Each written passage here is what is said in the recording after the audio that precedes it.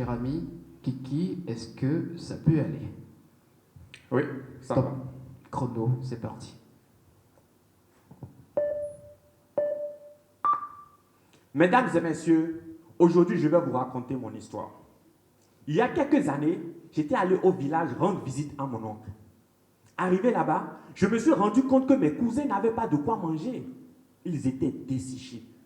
Et pourtant, mon oncle était un grand cultivateur. Ça tombait bien, il était dans son champ. J'ai donc pris la route des champs. À peine arrivé dans son champ, j'ai surpris mon oncle adossé à un tronc d'arbre, l'air pensif.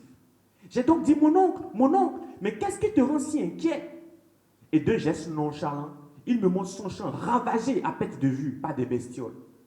J'ai donc compris que ce sont ces bestioles qui mangeaient les cultures de mon oncle à la place de mes cousins, et ce depuis les champs. J'étais révolté. Je me suis donc promis de faire quelque chose.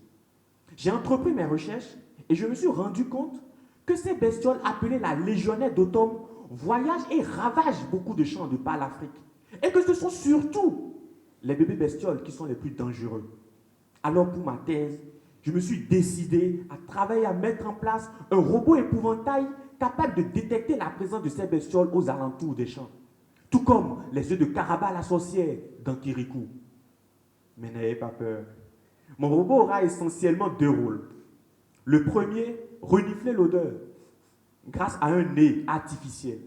Le deuxième, analyser l'odeur reniflée grâce à un cerveau artificiel. Pour réaliser le nez, j'ai utilisé des capteurs de type oxyde métallique. Ce sont de tout petits métaux qui changent de comportement lorsqu'ils sont en présence de certaines odeurs dans l'environnement. Je les ai donc travaillés de façon à ce que le nez puisse réagir en présence de ces bestioles. Pour le deuxième challenge, j'ai utilisé un petit ordinateur pour réaliser mon cerveau artificiel. Et tout comme les nez des chiens sont entraînés à pouvoir détecter la présence de la drogue dans les aéroports, j'ai entraîné le nez de mon robot à pouvoir détecter la présence de ces bestioles en laboratoire. Mais rassurez-vous, bien qu'il ne soit pas chose facile de pouvoir détecter une odeur parmi tant d'autres dans l'environnement, je pense quand même les déployer dans les champs afin d'apprécier les performances de mon robot en grandeur nature.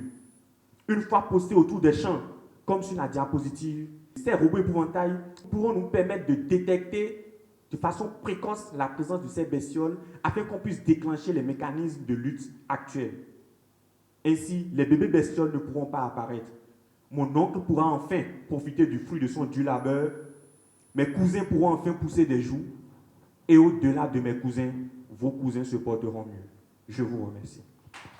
Merci.